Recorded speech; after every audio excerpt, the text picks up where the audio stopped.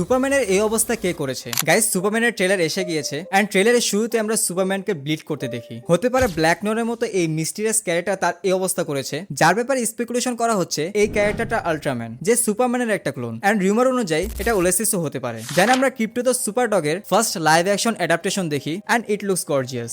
সাথে সাথে মুভির villain Lex Luthor and Luthor কপের বিল্ডিং কে দেখি এন্ড এখানে একটা ক্যারেক্টারকে স্পট করা যায়, আই থিঙ্ক এটা ইঞ্জিনিয়ার হবে। এন্ড এই সিনে স্ন্যাডার বটরা ক্যামিও দেয়। দেন আমরা স্টার্ক ইন্ডাস্ট্রিজে সুপারম্যানকে যেতে দেখি, যেখানে তাকে সাপোর্ট করতে Guy Gardner, Hawkgirl and Mister Terrific আসে, যারা মেবি ইনিশিয়ালি সাইমন স্ট্যাকের আন্ডারে কাজ করছে, যার সাথে মেটামরফের ডিরেক্ট কানেকশন আছে এন্ড মেটামরফকে আমরা এক সিনে দেখতেও পারি। বাট এই টিম ম্যাক্সওয়েল লর্ডের আন্ডারে থাকারও রিউমার আছে। অপরদিকে আমরা ক্লার্ক কেন্টকে ডেইলি প্ল্যানেটে যেতে দেখি এবং এখানে আমরা নিউজ পেপারে গরিলার গডকে দেখতে পারি, যাকে আমরা ক্রিয়েচার কমান্ডার্সের একটা এপিসোডে ফিউচার সিনে দেখতে পাই। ট্রেলারের শেষের দিকে পার্পল এন্ড গ্রিন কালারের এই জিনিসটা লেক্স লুথারের কোনো টেক হতে পারে, কারণ কমিকে তার সিম্বল পার্পল এন্ড গ্রিন, অথবা এটা প্যারাসাইটও হতে পারে, যে সামনের সুপার হিরোর পাওয়ারকে নিজের মধ্যে অ্যাবজর্ব করতে পারে। তবে এটা সোলারিসও হতে পারে।